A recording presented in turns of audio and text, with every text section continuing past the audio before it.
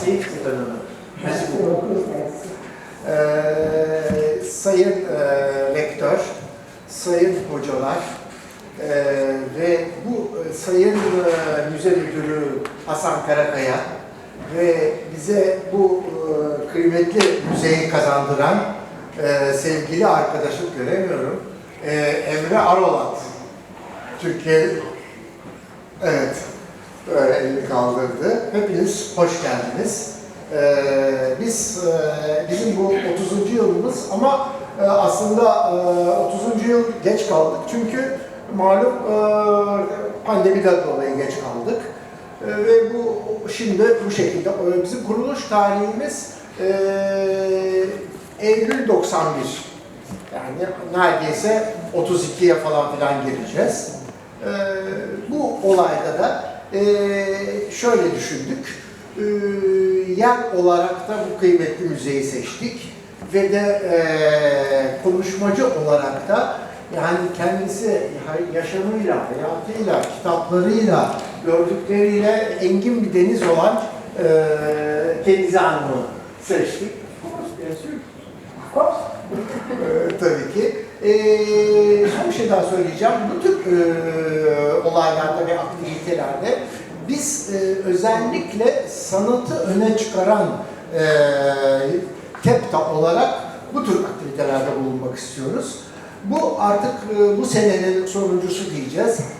Aranızdaki eski dostlar ve bayrağı ileriye taşıyacak gençlerle birlikte size bu sohbeti sunuyoruz. İnşallah keyif alırsınız.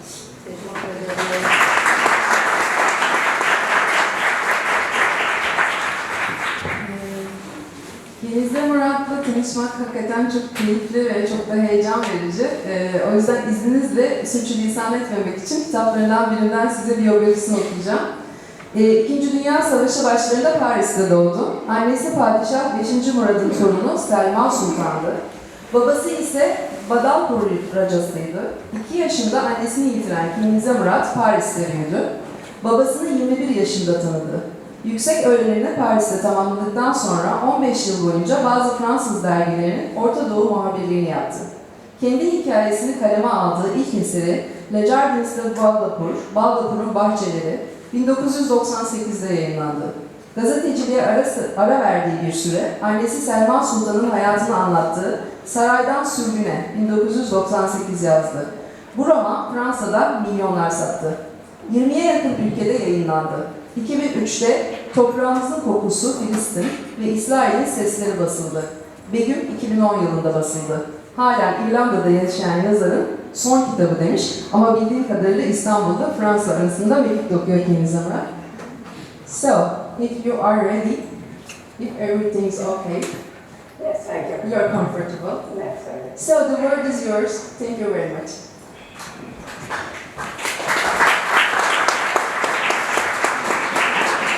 So I first want to tell Robbie I'm happy to be here, that he organized this meeting, and I congratulate you for your 30th anniversary of your company. Anyway, so first I wanted to tell you, in fact, I'm not Kenize Mourad, or my name is not Kenize Mourad, in fact. My name is Kenize Koutwara. Koutwara is the name of my father.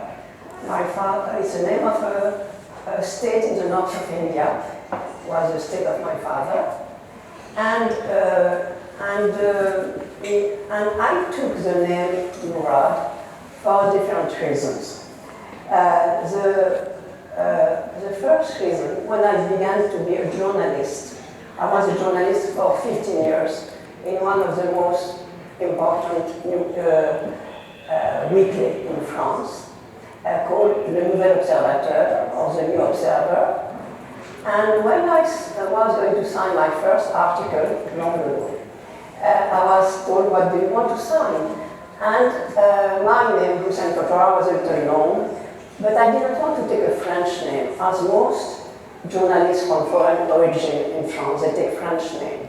I wanted to show that being somebody from the Middle East, from the East, I could do as well as any Westerner. So I wanted to take an Oriental or Middle Eastern name. And which name, of course, course, the name of my great-grandfather, Kenize Mourad, came to my mind.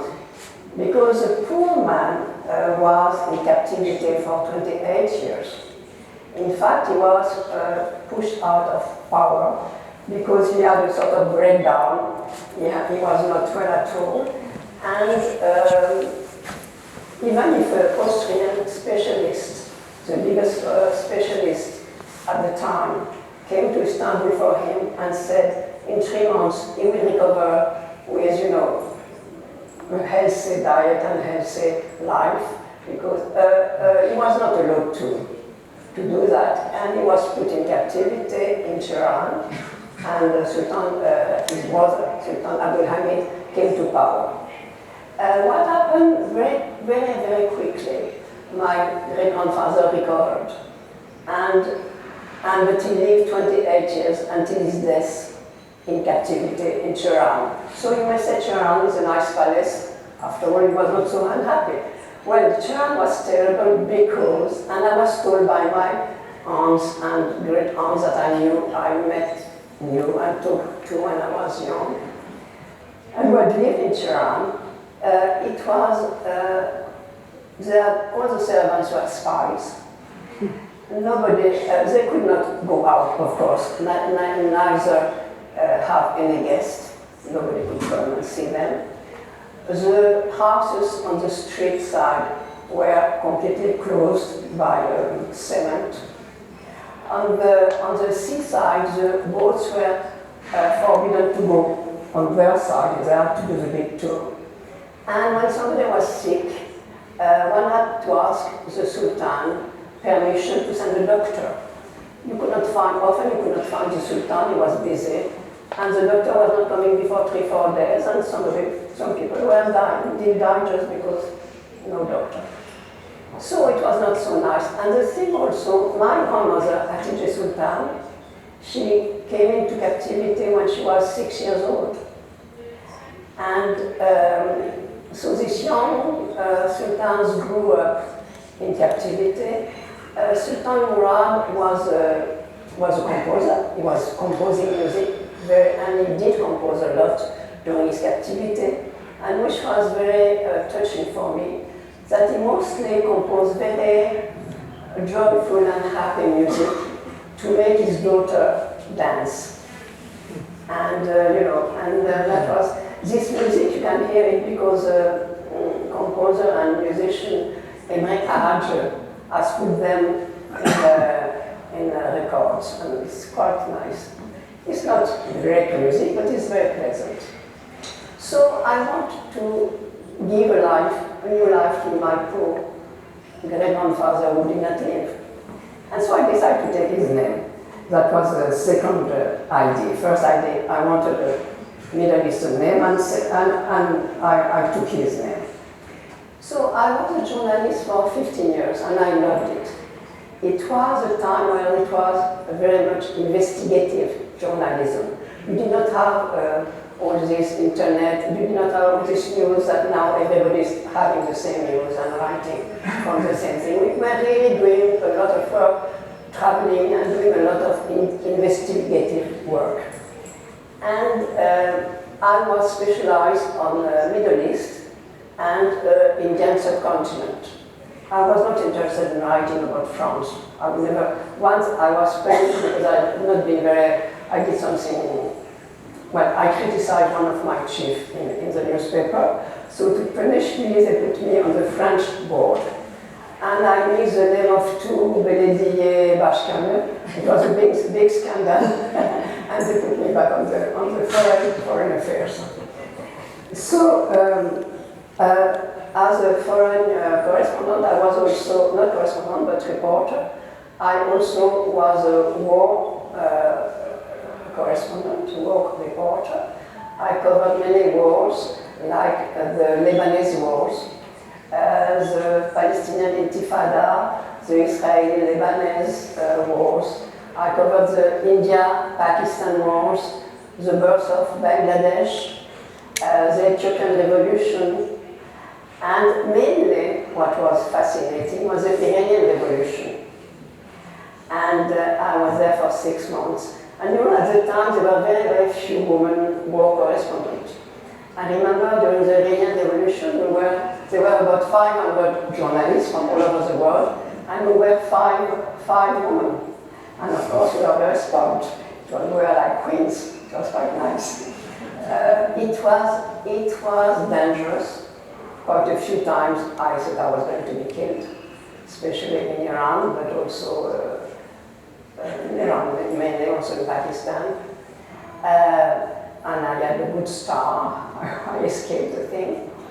But in Iran, when after Khomeini came, I began to criticize the regime of Khomeini, of course. It was not well taken, and one morning, the police came to my room at 5 in the morning, to my hotel room, to take me to the police headquarters. And what was interesting that I was in a car with 2 police in front and 2 police near me. And we were stopped by the Pasdaran. Pasdaran are the guard, revolutionary guards, who was not seeing eye to eye with the police at the time. And they nearly arrested the Pasdaran and let me free. But finally, I was taken to the police headquarters. And from there, I was deported. I mean, I had to leave. They put me in a bus. It was a bus of refugees, of people leaving Iran all their life. And it was full of babies, and we made a terrible trip of 35 hours just to reach Turkey. And then I went from there. So it was very interesting. And during this revolution, this Iranian revolution, I felt that to write articles was not enough. The article could be very long, but it was, you could just talk about political, economical reasons, and all these big events had really a background which was cultural, psychological, religious, all sorts of many angles which you could not develop in an article. And then I thought that I wanted to write books to go much deeper into the events.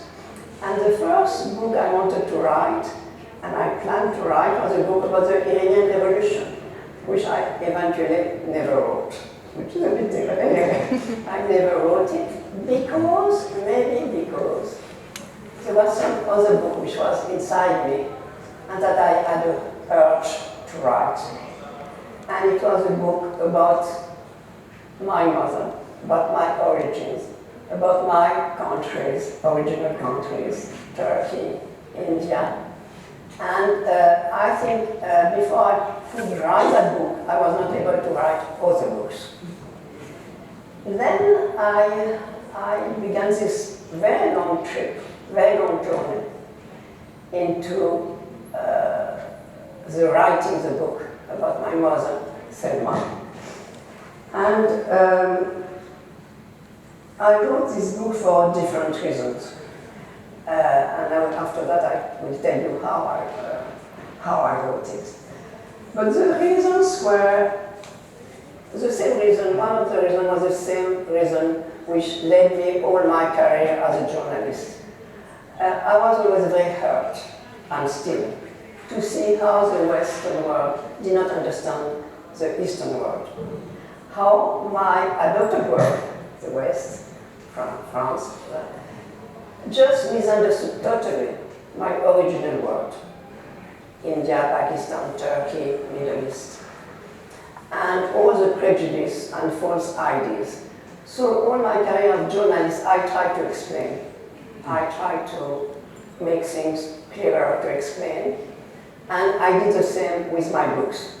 I'm not writing books just to distract people, love stories that I'm not interested at all. I'm writing books to try to explain things, to make things, and to bring some understanding, and to try to put nearer my two worlds, my original world and my adoptive world. I was trying to make them understand each other. Which, of course, I did not succeed, but I tried. One should try. Well, I succeeded a little, but I mean, things are becoming worse and worse, I'm afraid. So that was my main goal. Another goal was, of course, I wanted to tell, and I told for the first time, the history of the end of the Ottoman Empire from inside, from the eyes of the Ottoman family. How they saw it, how they lived it. And of course, I had heard a lot of things from my aunts and the old people of the family, but I was taking a distance. I didn't take them for granted. I was checking everything. But what I do know, one was they all told me that at least in my near family surrounding, but not only them, but a few others, they were praying for the victory of Mustafa Kemal, which is normal, because the victory of Mustafa Kemal was a victory of Turkey against the enemies, the occupying forces. So it was absolutely normal. So not all of them, of course, some were few of them, not many, but few, most important, were confident into the head of the English. But most of the family was really following Mustafa Kemal.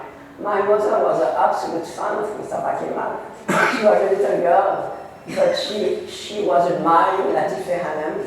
She saw that if Mustafa Kemal was coming to power, she would not have to wear a veil, or this awful veil that she was supposed to wear when she would be an adult. And also, Mustafa Kemal being good looking, all these young sultans were very, very admirative and very interested. By the way, as you know, Mustafa Kemal asked to marry Sabia Sultan, who was the daughter of Sultan Vahideddin. I have known Sabia Sultan. I was very young, and she was an old lady. She was very charming. In fact, she did not marry because she was in love with her cousin, Ömer Faruk. And so she did not marry Mustafa Kemal, but all of us in the family say, what a pity.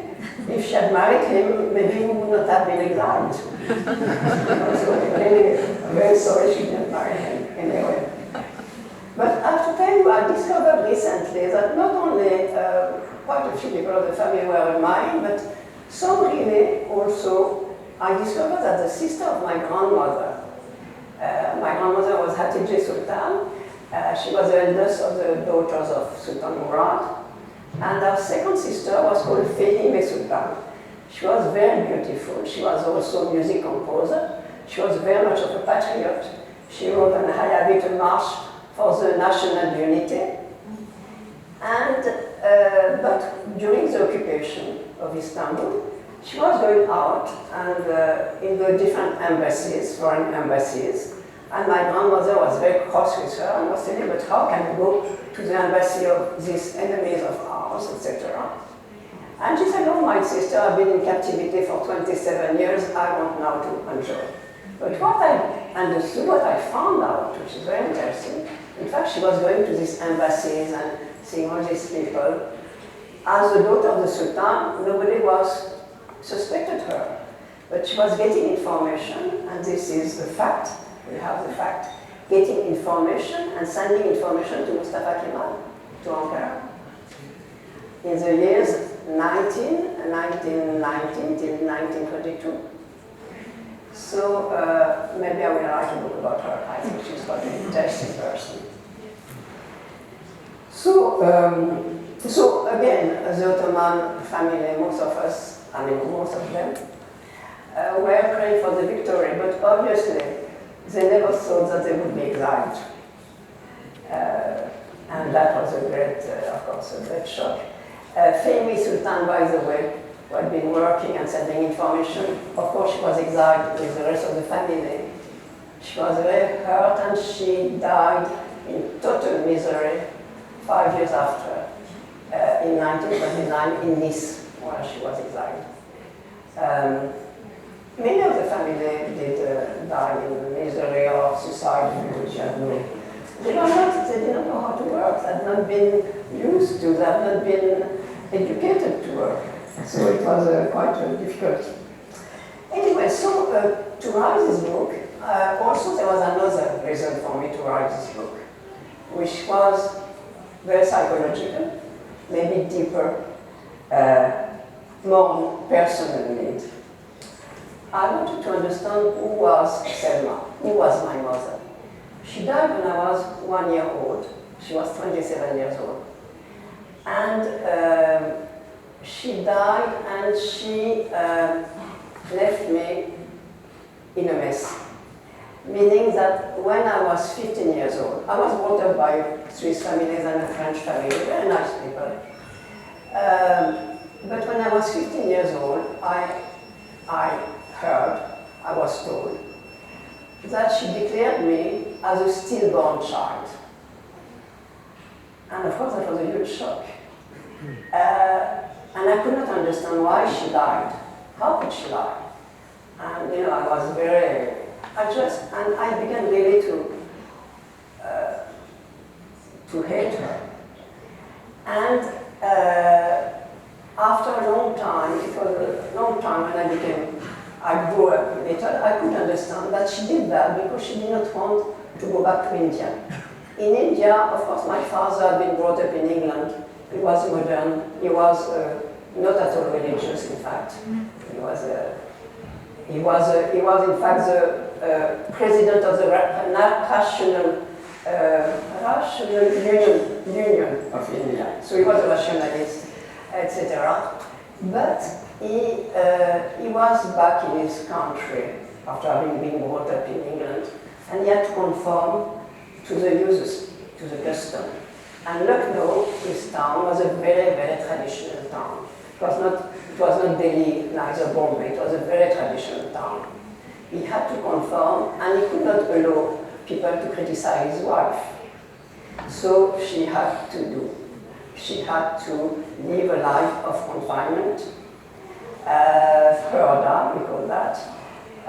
She could not go out only with women, she had to wear a veil. And my mother, who had been brought up in Beirut, which was called the little Paris of the East, she just could not stand it. I mean, to her, it was terrible. So when she expected me, I think she found that reason to go to Paris. I suppose she would have had a son. She would have come back because, the son would have been the heir of the state, even if it was not a big state, and I will tell you about that later.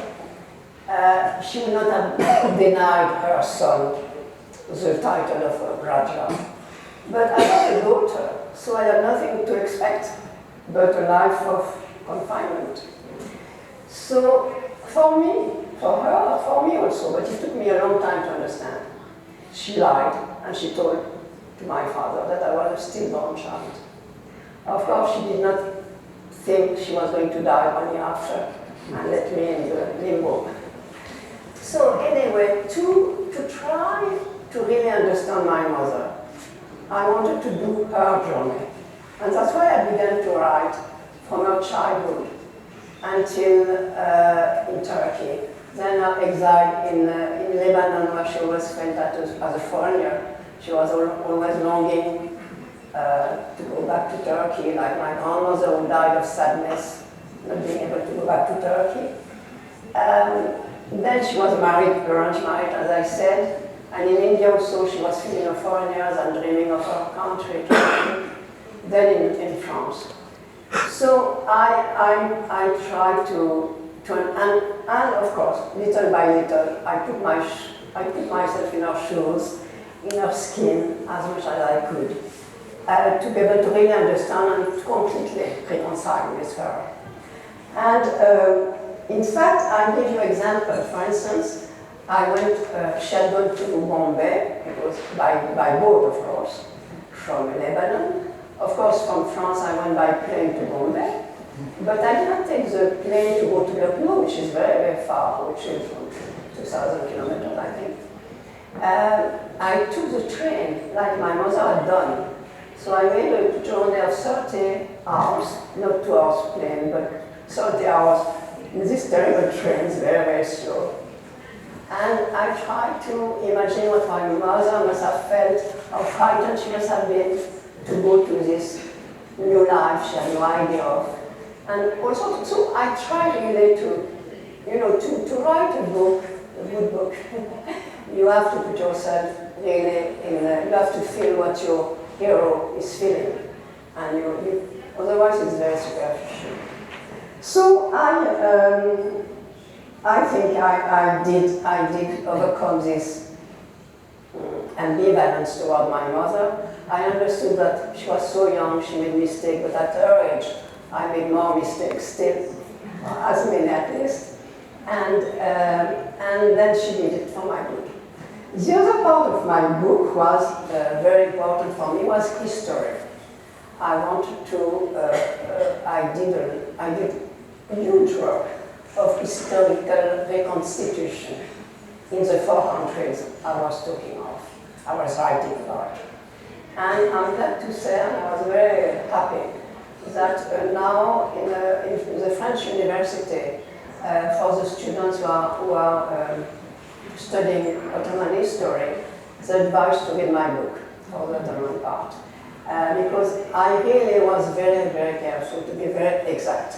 So of course, historical events have been very, even into this detail that I wanted to know the color of the buttons of the guards of the Sultan, and I was told by some people, but maybe it's not important. I said, yes, I must have the details. So I was really looking for all the details. So how did I do that work? Reading books was not enough. Books are already digested, a digest of information. So I did read thousands of newspapers in the language I could understand, and some of them were translated to me. I could do that because, being a journalist, I could go very quickly through newspaper, see what details could be interesting for my book, because in the newspaper you have the gossips, you have the little details, you have the meetings, you have all the things which make life and make you able to revive an epoch, which in books is already done. So I got all these details, and I went to Turkey. I spent 4 months in Istanbul, where I was interviewing only very old people, and people who have been living this time, or their children who knew about this time from their mother or father. And and I read also, there were many newspapers in French or in English of that time, and also some of them were translated to me. Then I did the same thing in Lebanon. I did the same thing in India. In India, everything was in English, so it was easier. But I went to this library, Tinmurti Library, which was a new library, when I read on microfilms. And the microfilm was so bad, it was in the 80s. My eyes were finished with it. But I read on microfilm for weeks and weeks and weeks. And then in Paris, of course, it was easier. And then to do this work, for the research, it took me 2 long years. And after that, writing 2 more years. But when I decided to do that, I had to leave my job as a journalist. Because I could not go into such work and same time go to be a war correspondent here or there. It was impossible. And I did my resignation. And all my friends said, "You're mad. You'll never be able to find such a good job. People will give so much to have a job like yours. As a journalist, it's the best weekly in France. You are mad. Even if your book is a big success, you don't have, I do not have, you don't have personal money, just what you earn. And even if your book is a big success, it will allow you to live for, 2 years, 3, 4 years at the most. What will you do after?" And I said, "But if I don't do that, I will become a bitter old lady who has not done what she wanted to do in life. So I take the risk." And it's what I am telling to young people who come and see me and say, "I like to do that, but I'm not sure, blah, blah, blah." I say, well, if you are sure, if it's really something very important for you, do it, otherwise you will regret it all your life. And take the risk. So I took the risk and it succeeded. I want to tell you, yes. Yes, of course, about the book. I was not behind the curtain to hear the talks of my mother with her mother or with her father. But I knew so well the psychology because I've been observing so much my aunts. You know, these beautiful sultans, Nesli Shah Sultan, Hanzadeh Sultan, Niloufer Hanzadeh Sultan. I've been with them so much. I knew how they were reacting, I knew their way of thinking, I knew their manners, I knew all this, and also I had read a lot about this Ottoman society. So I could imagine, but imagine realistically. All what I imagined could have been true, could have been that. I never wrote something which could not have been real and true. And so that was the thing. So when I finished the book, by the way, I wrote it for 2 years. When I wrote it, it was really a monastic life and very hard. And as again, I didn't have money, very little. I took a little place in the countryside, and it was not easy, but everything was easy for me because I had such a drive and idea to write this book. I find all the difficulties, I find it no problem. When the book was finished, it was brought to the few publishers, very interested, and the one I chose finally was Robert Laffont. And I remember I was very anxious. I was wondering, is it going to work? Is it going to have any success? And I asked Robert Laffont, I said, what do you think? Is it going to be successful? And he said, oh yes, of course, it will sell at least 50,000. And I said, what? To me, 50,000 is a failure. And 100,000 is a failure. And he began to laugh, and he said, you are all the writers, you are the same. What do you think? What do you believe? Finally, this book, was translated in 34 languages. Spanish only Spanish for all of South America. It was the biggest bestseller in years in France, and it sold about 3 million, more than 3 million books. So, well, it was nice.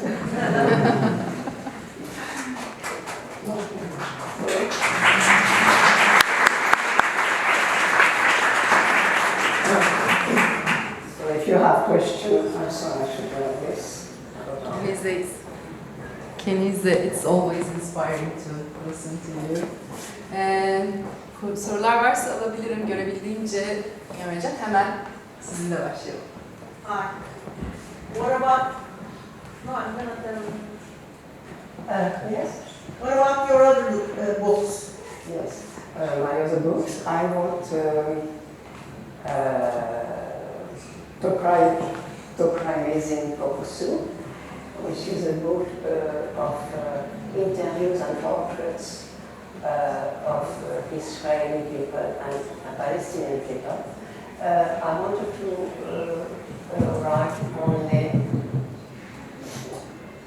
to write only about normal, ordinary people. I did not want to interview politicians because they never say anything interesting. And so it was a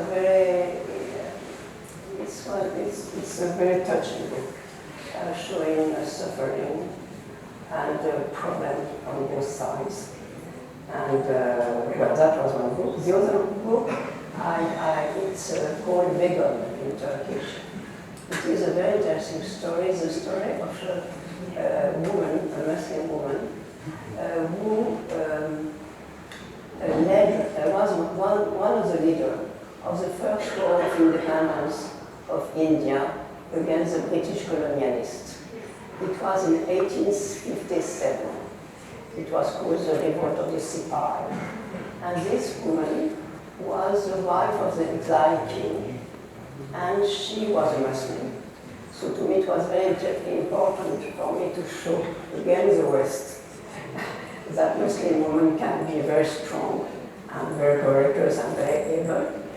When on the West one thinks that the Muslims are all covered and just obedient. which really makes me laugh to this time. And this story, it's she was one of the leaders of this revolt against the British, which was all over the north of India for 2 years. For 2 years, they fought the British, and they could have won if they had not been some among the Raja, who became traitors, in fact, betrayed, and collaborated with the British because they felt the British were stronger and would win. And this takes me to a very interesting thing. You may wonder what is the difference between Raja and Maharaja. So before, in fact, Maharaja is a title that the British gave to some Rajas, which means Maha means big, big Raja. And who was this big Raja? What happened that I was telling you that the state of my father was quite a small state. But before 1857 it was much bigger. What happened that the Rajas who sided, were on the rebellious side against the British, when they were defeated, the British took their lands, their states, leaving them just a small state, and gave these parts to the Raja who had been collaborating with them, who then became Maharaja. And my father was always telling that he was very proud to be a Raja and not a Maharaja, because it means he was not a collaborator. So that was the thing. So this story, I recommend you to read it. It's really fascinating. How this woman, how they nearly threw the English out of India. The other thing I wanted to show that book later, that at the time Hindus and Muslims were fighting together, elbow to elbow, without any problem, against the English, against the British. The problem came after. The British seeing the danger of this union between the different religious communities, managed their thing to divide and rule. And I saw a letter in a library, and I'm very, very sorry, I did not photocopy it at once, because after that I could not find it again. I think somebody took it. It was a letter from the Viceroys of India to the different governors of the states of India, of the provinces, telling one has to rewrite the history book, showing that the Muslims always slaughter the Hindus, and the Hindus always slaughter the Muslims. When it was not true at all, there was sometimes, of course, some problems, but you know, for instance, the main Muslim rulers had as their generals Hindus as their generals. The main Hindu rulers had Muslim as their prime minister or general. So there was not this problem was not there. And in my town, Lucknow, it was a very, very civilized town where, even when I went there, Muslims and Hindus were very, very near each other. I remember my father was taking me to the religious feast of his Hindu friends, and they were coming to our religious Muslim feast. And also, not only that, my father, in fact, long ago, 2 centuries before, had a Hindu ancestor, and I tell you how Kotwara became Muslim, because Kotwara was a Hindu state. And what happened that this Raja of Kotwara was a Hindu 2 centuries ago. His best friend was a Muslim emir who came centuries before from Yemen with the invasion of India by the Arabs. And that settled there, and there was a best friend, this young emir and the Raja. And the Raja had only one daughter. So he gave his daughter to his friend, his Muslim friend. And so they married, and from there, Kotwara state became a Muslim state, where you had half Hindus, half Muslim, everybody. So, and this is not just one case. There are many cases. I know cousin of mine whose ancestor, it was another story. He was a Muslim, he had a best friend of Hindus, and his wives were not very happy. Why his friends are Hindus? And he was so fed up with them that he converted wait a minute. What's happening? Yes, he became, his friend was in June, I don't know, yes, he had also his daughter married a Muslim. So that the whole thing was, there was intermarriage between each other. So the thing is, I wanted to show that it was not, a fact that, the Muslim, Christian, but also what was very interesting in researching about these books, my different books, and it's also about the books about Pakistan, that at the time of the rebellion against the British were telling, we are fighting, we are the good, and we are fighting evil in 1857. Exactly what Bush said at the time of Iraq. He said, we are the good and we are fighting evil. It's always the same, fighting evil. When it's not on your side, you are evil. So, my books are novels, but in a way, there's a lot more than romance in it. Evet, buyurun.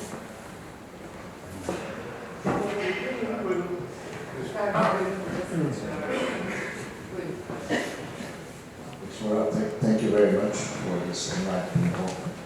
I would like to bring you back to journalism, if I may, from your writing. The fact that you have been in Iran during the 79 revolution must have given you great insight. Could you be able to tell us what you see now, from 40 years back, how this is going to work out afterwards with all this unrest, etc.? Thank you. Well, I'm so sorry, I've not been able to go back to Iran since that time because I'm on the blacklist. And when you're on the blacklist, you can disappear easily and nobody can do anything. Even if the French government or the president says something to the Iranian government, you have just disappeared. So I did not take the risk. But of course I'm following the events. And what gives me hope, first, they are incredibly courageous because they are being tortured and things. But what gives me hope, that the bazaar, it was the same thing at the time of the Shah. When the bazaar begins to move, it means the economic forces are beginning to become alien to the regime, and then things really can change. So there's a bazaar, there's also, it seems, there are a lot of, fissure, a lot of, anyway, between inside the government and inside the Asdaran. So I have hope, but there's still going to be so much sacrifices, and it's not going to be short. It will take time, and these women are admirable, absolutely. Evet. Görebildiğim kadarıyla başka soru. Buyurun.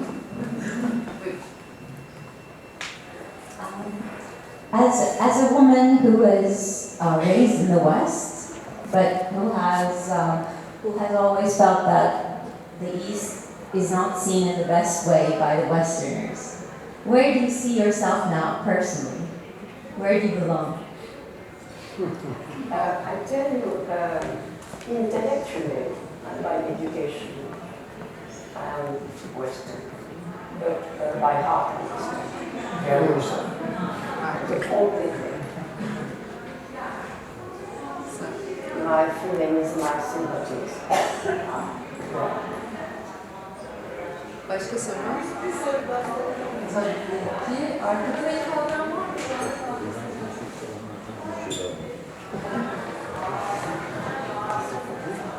Your father passed away, of course, and whenever you go to see your family, rest of your family, you go to Pakistan. When did they move? Why did they move? In fact, my father always stayed in India.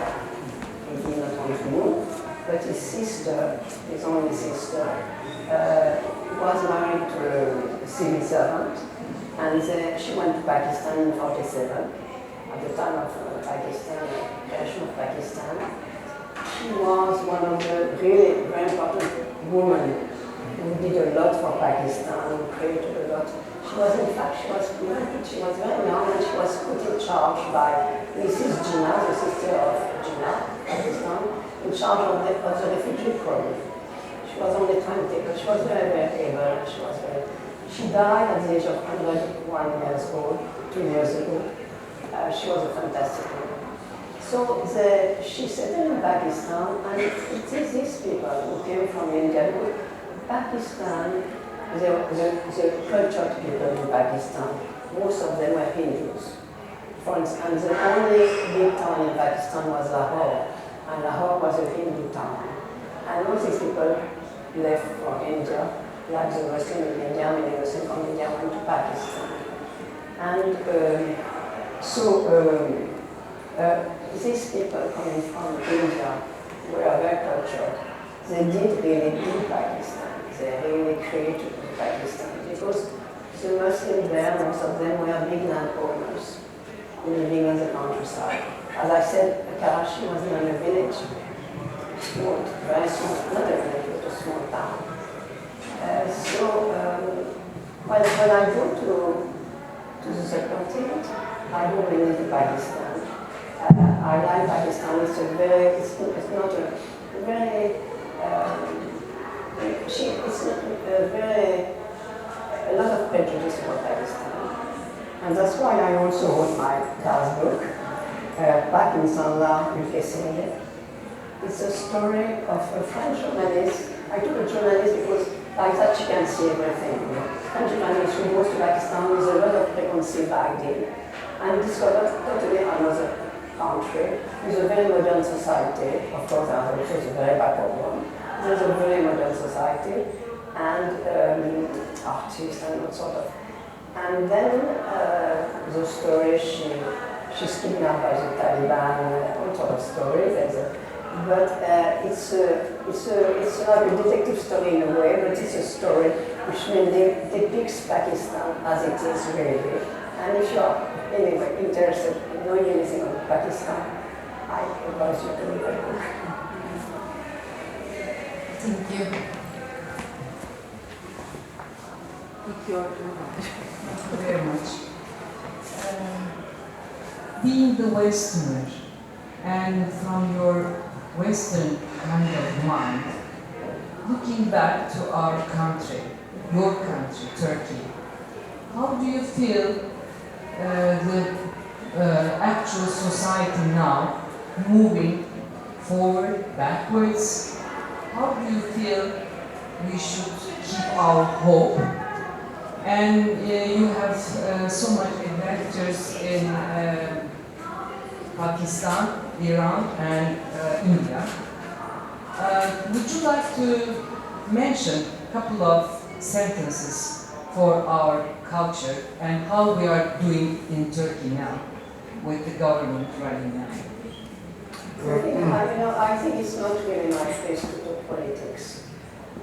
Just what I can say is that, of course, I hope Turkey can move towards real democracy. And we will hope the same, I suppose. very gently.